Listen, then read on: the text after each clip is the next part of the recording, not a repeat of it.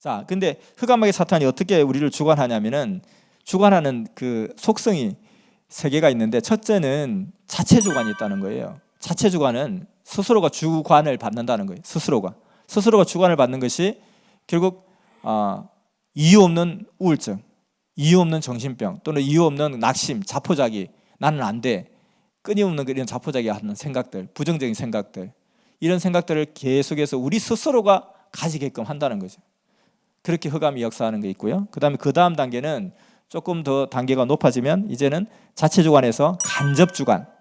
간접 주관은 여기에 나온 것처럼 마귀가 벌써 시몬 아들 가룟 유다의 마음에 예수를 팔려는 생각을 넣었더니 이렇게 합니다. 이게 뭐냐면 서로 타협을 해요. 타협을. 그러니까 협상을 하고 나를 설득하는 거죠. 너 이래야 되지 않겠냐, 이러면 더 좋지 않겠냐, 그 사람이 너를 갖다 그렇게 미워하는데 너 가만히 있으면 돼? 너도 그냥 쥐어박아야지. 너 그거 몰랐어? 걔가 네 욕 엄청나게 하더라니까. 그래요? 정말 그래요? 그래, 맞아. 그러니까 너 가만히 있으면 너도 당하는 거야. 너 바보 되는 거야. 너 호구로 하는 거야. 그러니까 그냥 어떻게 해야 되겠지. 이렇게, 그렇군요, 그렇게 하겠습니다. 이렇게 이 마음을 넣어준다는 거예요. 말을 통해서, 환경을 통해서 마음을 넣어주는 거예요. 그래서 간접으로 주관한다는 거죠. 자체 주관은 내 스스로가 누가 손을 대지 않아도, 흑암마귀 사탄이 와서 그냥 이래라 저래라 이야기하지 않고 타협하지 않고 속이지 않아도 내 스스로가 그냥 낙심되고, 힘들어서 섬짓길 못 가겠어요, 나 너무 힘들어요, 이렇게 하면서 스스로가 자꾸 다운되는 거고, 간접 주관은 이제 그 정도 단계가 아닌 사람에게는 스스로가 주관받지 않으니까 내가 가서 자꾸 이 사람을 갖다 넘어뜨리고 간접적으로 주관하는 거죠. 이래야 되지 않겠냐, 저래야 되지, 이렇다 저렇다 해서 자기 생각을 자꾸 바꿔놓는 거죠. 그 다음 단계는, 그보다 더 강한 단계는 결국은 직접 주관이라는 거예요. 이거는 뭐냐면 타협하고 막 설득하고 하는 것이 아니라 그냥 나한테 쏙 들어와 버려요. 보통 빙의됐다 이런 표현도 많이 하죠. 여기 보니까 예수께서 가룟 시몬 아들 유다를 주시니 조각을 받은 후 곧 사단이 그 속에 들어간지라. 그러니까 이것은 아예 사탄이 내 몸 안에 들어와서 내 몸을 자기가 운전대를 잡고 조종하는 거예요. 그러니까 자체 주관은 내가 괜히 그냥 운전하면서 기분도 막 꿀렁꿀렁한데 이 전봇대를 한번 받아볼까, 그냥 진짜 막 사는 게 왜인지 모르겠다, 이 받아서 그냥 차를 갖다 돌진시켜 버릴 것보다, 이렇게 하는 거고, 옆에는 간접 주관은 옆에서 자꾸 막 화를 돋구는 거예요. 그냥 옆에서 자꾸 막 같이 따라오면서. 근데 저기는 뭐냐면 직접 주관은 그냥 내가 아예 그냥 내 차에, 어떤 놈이 내 차에 타고 내 차를 운전을, 내 삶의 운전을 지가 다 해버리는 거예요. 이게 이제 직접 주관인 거죠. 그래서 이렇게 차원을 높이면서 자꾸 이렇게 다가온다는 겁니다. 이것이 처음부터 이렇게 되는 것이 아니라 조금씩 단계가 높아지는 거예요. 그래서 흑암마귀 사탄이 우리를 공격하는 것은 마치 우는 사자가, 에베소서 2장 4절에 보면 우는 사자가 그냥 주위를 맴돌듯이, 그러니까 이 사자들이 보면 공격할 때 항상 여러 마리가 공격해요. 항상 협동 공격을 해요.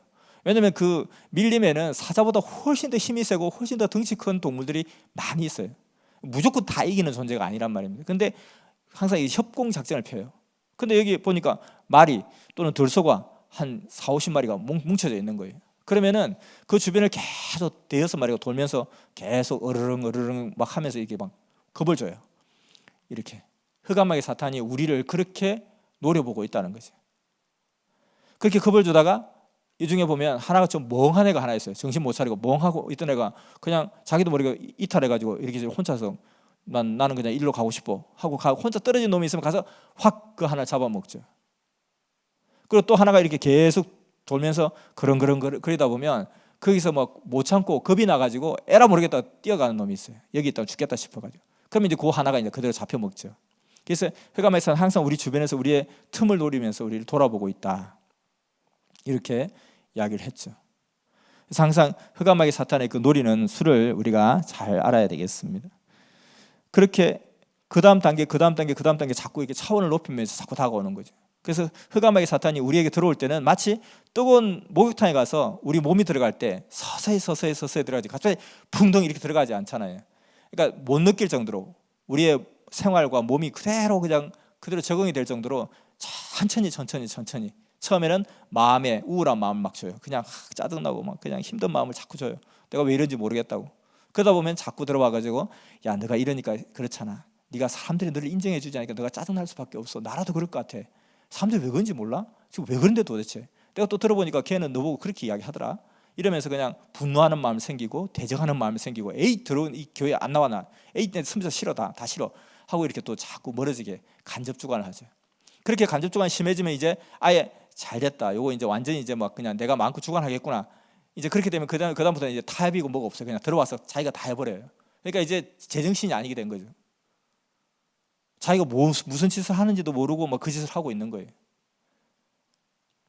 가룟 유다가 그랬던 것처럼. 가룟 유다도 아까 보면 처음에는 스스로가 자기의 욕심이 있었고 자기의 바람이 있었던 거예요. 근데 예수를 만나서 그것을 이룰 줄 알았는데 이게 왜 안 되는 거예요, 자꾸. 왜 이렇지? 왜 이렇지? 그러니까 가룟 유다라는 사람은 그 이스라엘의 혈명당이었어요. 그러니까 로마 정부가 이스라엘을 갖다가 식민지 지배하고 있던 그런 시절에 이 우리나라가 로마로부터 독립해야 된다는 그런 강성적인 생각을 가졌던, 뭐 이쪽에서 보면 독립투사라고도 볼 수 있죠. 이쪽에서 보면 완전히 그냥 뭐라고 해야 되나, 테러리스트고요.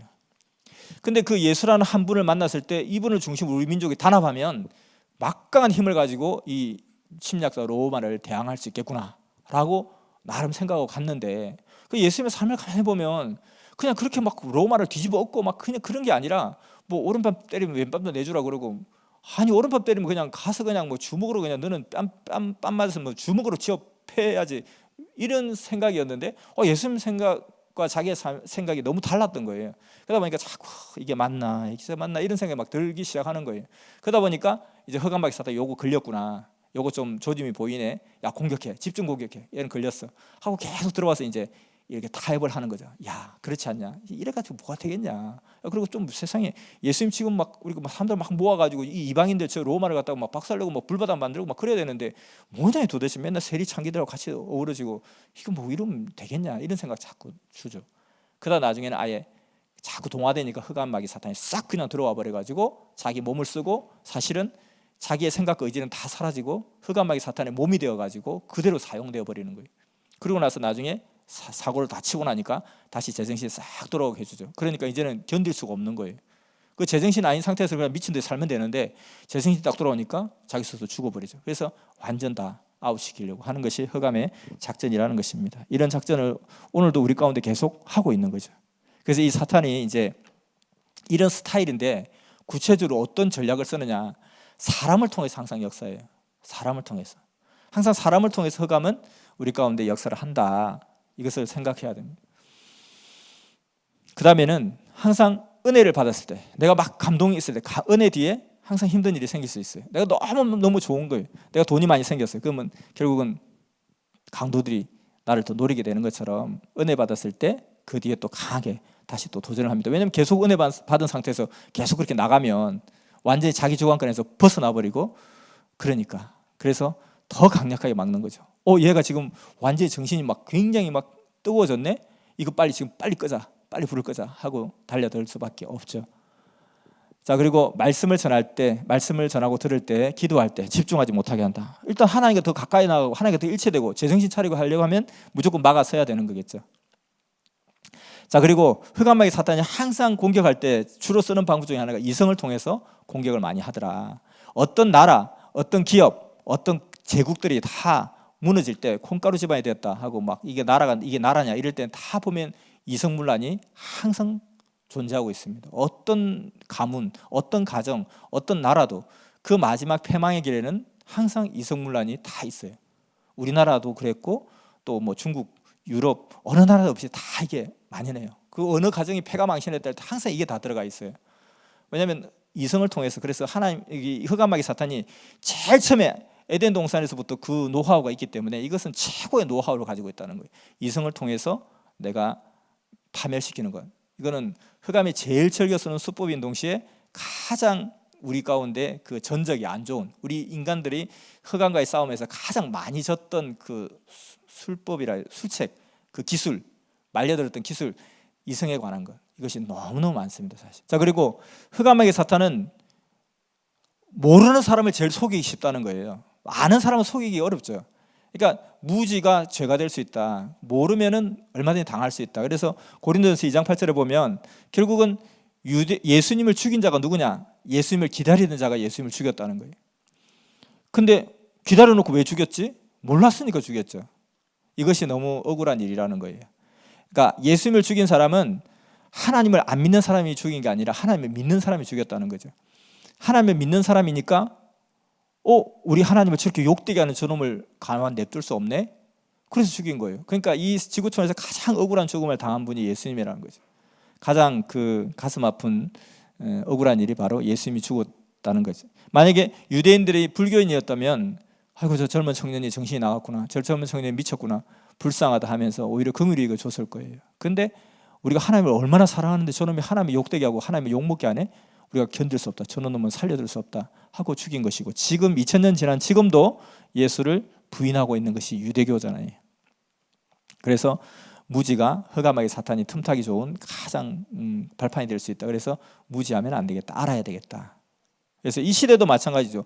이 시대도 다 예수님 사랑한다, 예수님 믿는다 하면서도 사랑은 하는지 몰라도 그 마음은 그런지 몰라도 결국은 모르니까 다시 예수님 또 오실 때 예수님 다시 재림하셔도 또 죽일 수 있는 칼을 갈고 있다는 거죠.